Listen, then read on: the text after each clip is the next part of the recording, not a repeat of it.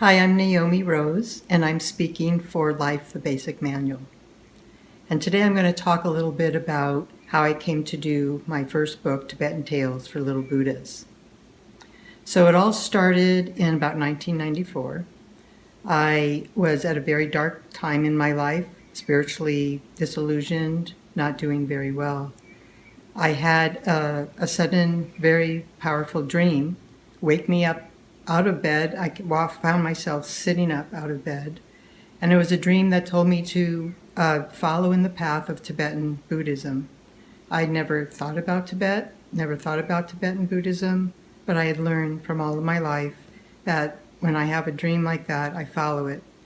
So I started to look into Tibetan Buddhism, and a couple weeks later, I went and saw a teacher speak, a Tibetan-born Tibetan teacher. His name is Lama Surya. And then I felt an immediate resonance with him and started to study with him. Everything about Tibet and everything I'd learned from this teacher, and I studied books as well, I started to have this almost like an awakening of a sense of belonging with Tibet. And I started to have this great compassion for what was happening in Tibet. And I started to really care about this. So as that was happening, I was also having repetitive dreams telling me to go to art school to study to illustrate for children's books. I had never considered that in my life. I did not think I had any visual talent, visual art talent, and so, but these dreams kept coming. So I followed my dream. I went and enrolled. It happened to be 10 minutes away from where I lived. There was a private art school. I went and I audited one drawing class. I left the first class in tears because I was so inadequate and the teacher was not kind. But I went back anyway, and I kept going back, and by midterms I was hooked.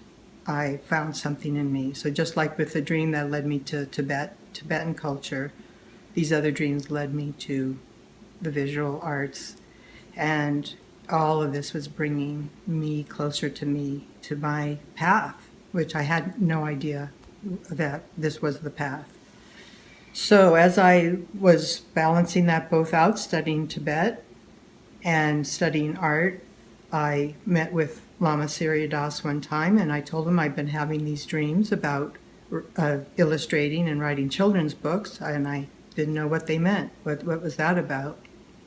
And he said, I would ask you to write Tibetan stories for children.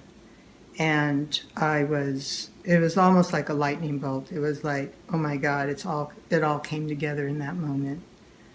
He had written adult stories of Tibetan wisdom tales that he was told from his teacher. His teacher, a Tibetan teacher, asked him to write down the Tibetan wisdom tales that were told in the oral tradition for hundreds of years.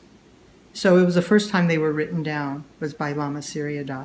And then Lama Surya asked me to write them down for children. So it was a huge lineage that was passed on to me, and a huge responsibility. And I took it because I could feel the truth of it. So I will tell you more about what happened after that, but that's how I began the journey of writing Tibetan wisdom tales for children.